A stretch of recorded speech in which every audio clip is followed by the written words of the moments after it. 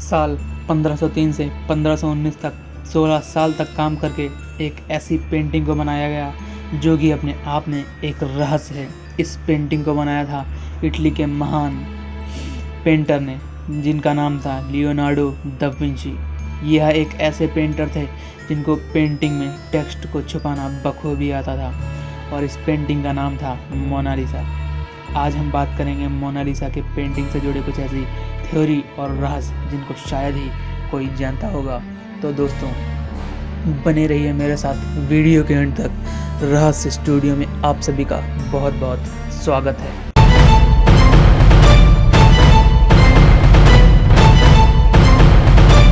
इस मशहूर पेंटिंग को बनाने में 16 साल का समय लगा था। माना जाता है कि 1500 के दशक में इसे बनाया गया था, जिसे बनाया था लियोनार्डो दा विंची ने।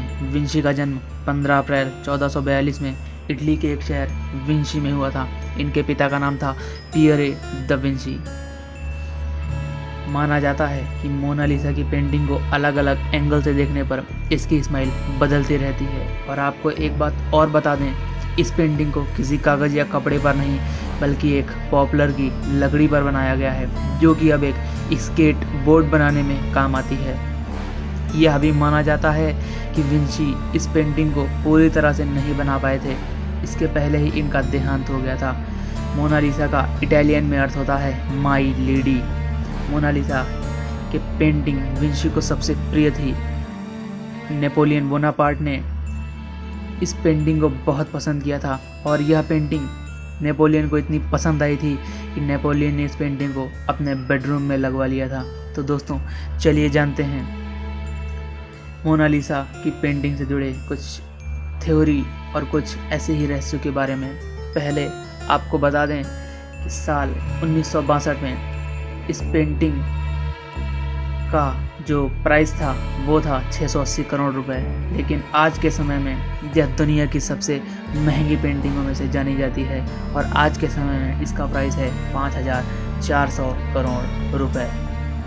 थ्योरी नंबर 1, बताया जाता है कि लियोनार्डो ने अपने आप को उस पेंटिंग एक स्त्री के रूप में दर्शाया था। लेकिन चौंकाने वाली बात यह है कि जब पेंटिंग को विंची से मैच किया जाता है तो वो काफ़ी सिमिलर दिखती है। लेकिन कोई भी इस बात को मानने को तैयार नहीं है कि विंची ने अपने आप को एक स्त्री के रूप में दिखाया था। ऐसी ही एक थ्योरी है, थ्योरी नंबर 2। कई लोग यह भी मानते हैं कि लियोनार्डो दा विंची ने पेंटिंग को मदर मैरी को ध्यान में रखकर बनाया था, जो ईसाई धर्म की देवी मानी जाती हैं। थ्योरी नंबर 3, कई लोग यह भी बताते हैं कि विंची ने अपनी माँ की तस्वीर को बनाया था, जिसे मोनालिसा का नाम दिया गया था। थ्योरी नंबर 4, एक थ्योरी यह भी कहती है कि साल 1495 में एक व्यापारी फ्रांसिस्को डेल कॉन्डे ने विंची को एक पत्र लिखा था और उसने इस पत्र में यह लिखा था कि वह अपनी पत्नी लीजा डेल कॉन्डो की पेंटिंग उससे बनवाना चाहता है। लेकिन इससे यह स्पष्ट नहीं होता है कि वह पेंटिंग मोनालिसा की बजाय उसकी पत्नी लीजा डेल कॉन्डो की है। बाद में इस पेंटिंग को पेरिस के लूवरे म्यूजियम में रखवा दिया गया, लेकिन यह किसी को भी नहीं पता चला कि वह पेंटिंग वहाँ पर कौन लाया था। साल 1951 में एक आदमी ने उस पेंटिंग पर एक पत्थर मारा, जिसकी वजह से पेंटिंग थोड़ी सी डैमेज हो गई। फिर उस म्यूज़ियम ने उस पेंटिंग के लिए एक खास तरह का कमरा बनवाया, जिससे वह पेंटिंग कभी ख़राब ना हो।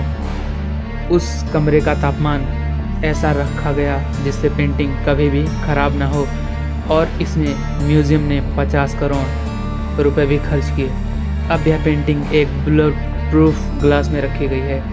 साल 2004 में वैज्ञानिक पास्कल कॉटी ने मोनालिसा की पेंटिंग को स्पेक्ट्रोलाइट टेक्नोलॉजी और हाई इंटेंसिटी लाइट और मल्टी लेंस कैमरे से पेंटिंग की कई लेयर्स निकाली, जिससे यह पता चला कि इस पेंटिंग को बनाने में ऐसे ब्रश का यूज़ किया गया है जिसका साइज़ 40 माइक्रोमीटर से भी कम है, मतलब हमारे बाल से भी पतला।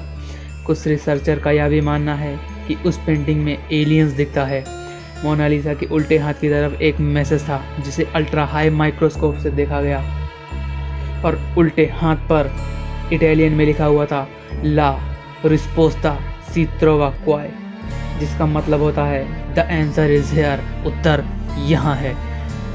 जब इस पेंटिंग को मिरर में देखा गया तो इस पेंटिंग में एक एलियन दिखा और इस एलियन को वहीं पर देखा गया जहाँ लियोनार्डो ने यह लिखा था कि द आंसर इज हियर। बाद में यूनिवर्सिटी ऑफ सनडरलैंड ने रिसर्च की और यह बताया कि मोनालिसा की तस्वीर को दूर से देखने पर यह खुशनुमा नज़र आती है, लेकिन नज़दीक से देखने पर यह दुखी लगती है। और इस पेंटिंग को बनाने में ऐसी टेक्निक का यूज़ हुआ है जिसे सूफू मूफू कहते हैं, और सूफू मूफू का प्रयोग सही ढंग से लियोनार्डो दा विंची के अलावा किसी को भी नहीं करना आता था।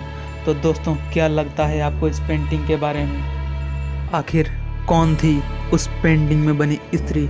हमें कमेंट करके ज़रूर बताएं। तो दोस्तों, मिलते हैं अगले वीडियो में ऐसे ही एक नए टॉपिक के साथ।